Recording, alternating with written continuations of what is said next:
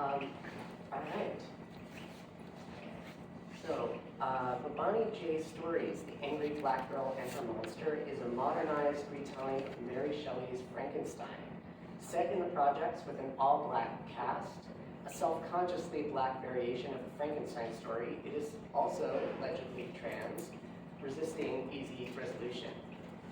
It bridges readably black trans qualities with overt Frankensteinian inspiration, embracing the racial elements often ignored in other recent retellings, such as Victor Frankenstein from 2015, or Poor Things and Lisa Frankenstein more recently. Story employs an Afro-surrealist sci-fi lens to illustrate cycles of mourning and anger in black communities, reimagining and resurrecting dead and buried material, the slavery discourses that directly influenced Shelley's classic. Story faithfully remakes Frankenstein as a black allegory told from a teen girl's perspective, mirroring Shelley, who, although white, created the narrative at 18. If, as scholars like Elizabeth Young argue, Frankenstein was always a black metaphor because Shelley was aware of slavery narratives, how did transness, blackness, teen girls, and cycles of violence intersect? The Angry Black Girl and Her Monster reflects the inescapable loop of black life in the US. Deaths catalyze the film and grief drives the plot as the narrative shifts, and I argue transitions, from Vicaria to Chris, from a grieving sister to her resurrected brother, who is ultimately killed again. While critics debate whether Story's film gratuitously abuses black people on screen, I argue that he does, as Carrie J. Winter notes, what female Gothic novelists and enslaved narrators did. Story looks squarely at the horrors facing black people. Like Shelley, Story uses his imagination not to invent an original horror, but to identify persistent sources of terror. After a gruesome series of events, Story's almost optimistic ending perpetuates, intentionally, the horror genre's inherent cruelty without relief.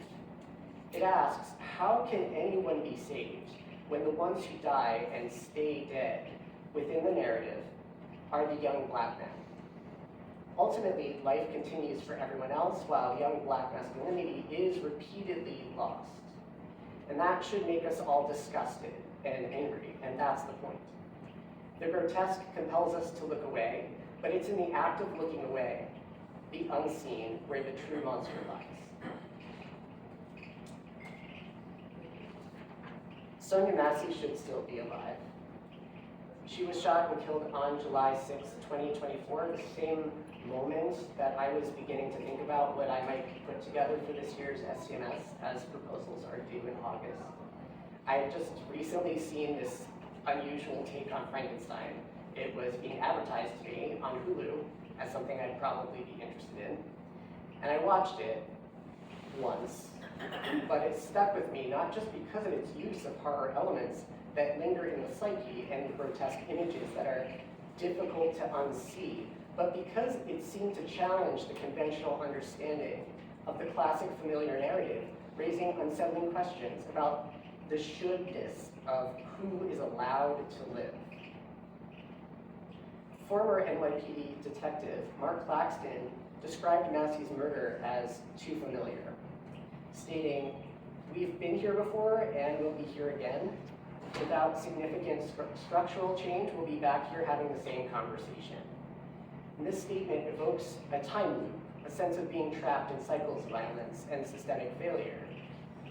The Angry Black Girl and Her Monster reframes this concept, asking, what if all death were avoidable?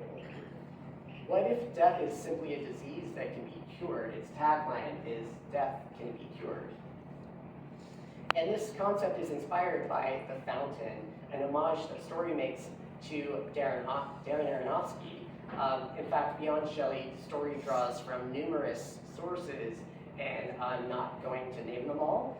But despite its many influences, or maybe because of them, the film remains a largely faithful modern adaptation of Frankenstein. It is itself a monster movie made up of other monster movies. The film has fun with its mad scientist nostalgia, skittery CG, lightning bolts, neon lighting, strobes, and a high magnitude score give way to kinetic energy that counters the day-to-day sequences well. Frankenstein has never been out of print since its first publication 200 years ago, and is frequently credited as the first work of science fiction. Book and film adaptations of Frankenstein have long featured ambitious inventors whose arrogance and hubris invite the proverbial wrath of the gods. And truly, every mad scientist can be seen as, to some degree, derivative of this eccentric inventor reaching to surpass our known reality. This is, of course, Doc Brown from Back to the Future. Shelley's novel has been interpreted in many ways, including as a dark buddy story between two men. Modern retellings often highlight this dynamic, such as the romance in Swiss Army Man between Dan Radcliffe and Paul Dano, which I presented on 2 years ago at SCMS. Or Radcliffe's other pairing with James McAvoy in Victor Frankenstein. A small resurgence of Frankenstein films has reemerged in the 2020s, with examples such as Poor Things, which gender swaps the creature to explore the politics of gender and the body. Similarly, Lisa Frankenstein swaps in Lisa for Victor, and even the creature, played by a former child star, like Radcliffe, Cole-Kurz, gets a phalloplasty. And I certainly could then look at these as trans Frankenstein texts. And the temptation to focus on how these films confront genital reconstruction holds a particularly seductive allure for me as a trans critic, but to do so leaves the racial and colonial problematics of the original source further uninterrogated, as the whiteness of these films misses a crucial point. The angry black girl and her monster takes the spectacle of masculinity further, confronting the perceived threats black men in particular face. Monstrosity, as explored by scholars like Susan Stryker, Sandy Stone, and Jack Halberstam, has been part of trans studies since the early 1990s in response to TERFs who used Frankenstein's monster to depict trans women's surgically modified bodies as dangerous and unnatural. The monster is sometimes conceived as a feminine-masculine composite, which transcends gender, but there is very little that is feminine in the monster. And the whole thing works as a study of the spectacle of masculinity. Previously, I argued about the absence of recognizing the maleness and explicitly trans maleness of the creature, but did not account for the obvious but under-articulated racial elements. As P.J. Bernisi notes, the relatively sparse scholarship addressing Frankenstein and race tends to emphasize the white terror of being murdered by rebellious slaves deemed revolting in both senses of the term. But another look shows how Shelley's creation parallels racial stereotypes of her era. While Shelley's intentions in this aspect remain uncertain, she would have been quite familiar with powerful literary images such as Shakespeare's Caliban and Rousseau's Noble Savage, which played a significant role in the 18th century imaginary. The text's assemblage of racial tropes as demonological and monstrous makes any arch towards universality especially precarious. Elizabeth Young suggests Frankenstein has always been a black metaphor in film depictions like King Kong. Unlike Victor Frankenstein, Lisa Frankenstein, or Poor Things, the angry black girl and her monster takes up this forgotten and overlooked element. And just as a care warning at this moment, I am about to show an image from the film that might be distressing, so you can look away or you can just focus on me if you would prefer to do that. A young black man's death is the inciting incident, reflecting the cycles of mourning and anger in black communities. Critics disagree on whether the film fails to protect black viewers from the potential harm of seeing murdered black people reduced to spare parts and decaying flesh. It perhaps fails to ask what it might mean to revive dead young black men, only to have them live soullessly in a futureless state. But could it be more than just an excuse to further abuse black people on screen? What the creature shares with trans embodiment is the search for identity as a subject. With one voice shared between herself and the monster, Susan Stryker insists they both redefine a life worth living in the struggle to transform the world in which we are forced to exist. Vicaria also shares Stryker's trans rage, an enlivening power that can nourish transformation. Jerome is a character with an otherwise minor role. He takes a particularly central position, and this is what I mean about how the film actively transitions from Black girls to boys in certain ways. But Jerome aligns with Stryker's pointed anger regarding the livability of the world as we know it. He tells Vicaria, life is cheap, you know that. His death, representing one of many, sparks Vicaria's epiphany. Though Chris's death incites the film's events, the angry black girl and her monster thrives on generational trauma and the struggle to transcend it. Using classic horror tropes, the film explores grief's terrifying effects. Cycles of mourning in Black communities provoke anger, exhaustion, and the question of where to channel them. The story follows Vicaria, played by Leah DeLeon Hayes, a brilliant African-American teenager in the projects of an unnamed Anywhere USA, plagued by systemic neglect, drug abuse, and gang violence. Obsessed with defeating death after losing loved ones to street violence, she is called a mad scientist and body snatcher by her neighbors as she delves deeper into her experiments. She faces numerous challenges and ethical dilemmas, including the reactions of her community and, like the original, the consequences of playing God. This version, however, directly explores the intersections of science, race, and human mortality, while also addressing the impact of socioeconomic disparities and the resilience of those who navigate them. Story reminds us that Frankenstein was always a kind of family drama, and using more direct familial lines, he tells a thrilling tale about family that, despite the terrors of systemic pressure, will survive and be reborn. Rather than a father-son relationship between creator and created, in this version, the relation is sister-brother, with the addition of daughter-father, expanding the one-to-one reflexivity of the original into the larger ripple effects on familiar experiences within nuclear, extended, community, and affinity groups. Through Vicaria's journey, the angry black girl and her monster offers an emotionally charged narrative that resonates with both contemporary and historic issues, because story also resurrects the racial elements that were always central to the story of Frankenstein. Vicaria's crooked glasses, broken early in the film and never repaired, reflect her distorted vision, both metaphorically and literally. As a young black woman driven by grief and scientific curiosity, she stands in stark contrast to the privileged white Victor Frankenstein, who is, in a sense, playing God because he can. Her story offers a fresh perspective, yet the film falters in its execution, especially in its resolution. While it uses horror to critique systemic racial failures, the ending softens Vicaria's complexities and undermines the film's critical potential. And while Vicaria is the driving force of the film, she also takes up the space, vicariously, that Chris should hold himself. Chris, who's played by Eden Atsu-Swansea, leaves a trail of evidence behind him, but his actions represent the consequences of entrenched cycles of disenfranchisement, the true disease Vicaria seeks to cure. Violence, omnipresent and visceral throughout the film, emerges as only a symptom of this broader malaise. The story overlays a familiar plot with a sharp critique of contemporary American society, using death as a metaphor for systemic failings that disproportionately affect Black communities. The film suggests that the only way to fight back against this cycle is to eradicate death itself.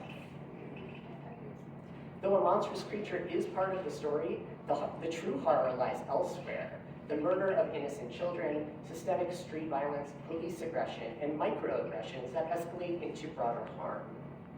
Death and loss become repetitive and cyclical, an invasive disease that threatens to consume everything. Vicaria, having lost her mother and recently her brother Chris to gun violence, views death as a literal illness and sets out to cure it. Her environment, tragically rife with violence, provides ample test subjects for her desperate experiment to bring Chris back to life. The film's graphic manipulation of flesh and viscera underscores Vicaria's desperation, but risks alienating its audience, however. Chris's reincarnated form, the hooded, faceless black man who silently wanders the community, a familiar cultural figure of unwarranted fear. The lack of emotional depth in Chris's characterization and the grotesque handling of his remains detracts from the film's attempts at catharsis. The story's inability to fully engage with its monstrous characters echoes Victor's failure to listen to his creation in Shelley's novel, perpetuating a cycle of narrative silencing. Vicaria embodies the anger and defiance often censored in both Gothic fiction and slave narratives. Her hubris and lack of foresight, while frustrating, stem from a deeply personal loss and a determination to resist the scripts imposed upon her. Yet in the end, the angry black girl and her monster leaves its audience with a wounded community still grappling with grief. While the film explores the potential for life and transformation, it stops short of offering a truly reparative vision. This is because the nuclear family is resurrected, but conspicuously without the young black men of the story. Allowing for black characters like Vicaria to be complex is never not going to be important, but flesh and viscera are grotesquely manipulated on screen by Vicaria in a manner that seems more interested in presenting gore than underscoring the care that a character like her would most likely bring to the handling of her brother's remains. Chris's form is haphazardly rebuilt, using bits and pieces from other dead black boys and men, details that seem particularly unseemly given the charged political nature of the deaths we see and hear about in the film. Given this, it made some critics wonder what exactly is the point of this movie. They found all of this grotesquerie to be an error, a mistake, a failure, but I think it's actually the whole point.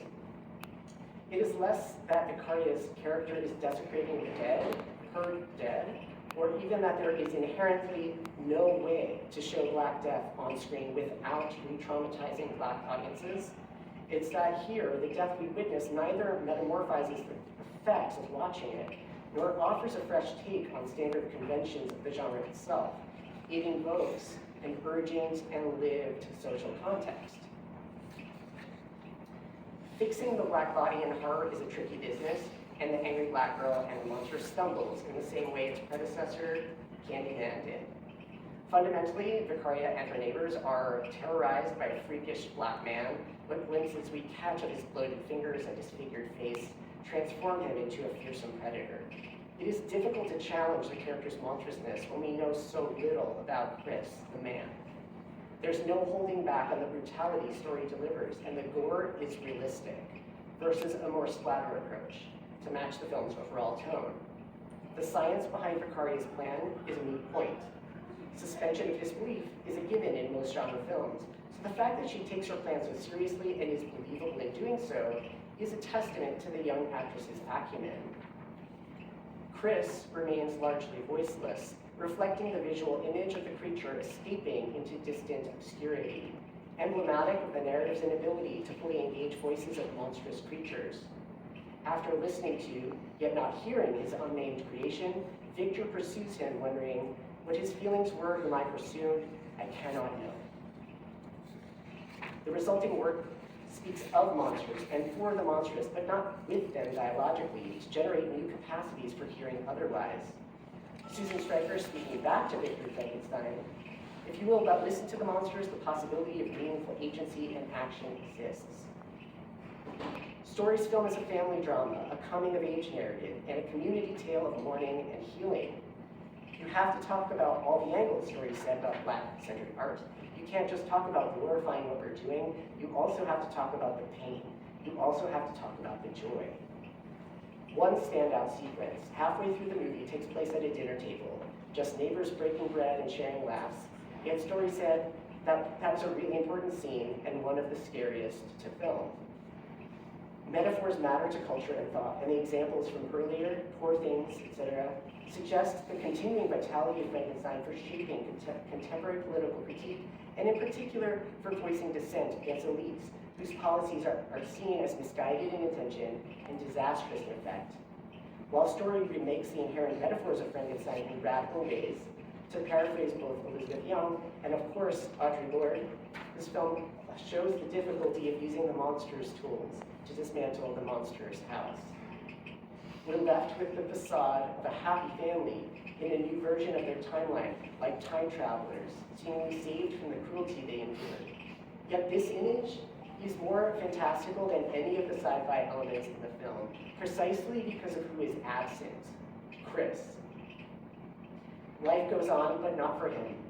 While the film presents the illusion of a happy ending, it urges us to feel the unresolved anger that lingers beneath the surface. What has been reinvigorated isn't peace. It's the horror of violence itself, laid bare for what it is, revolting. Okay.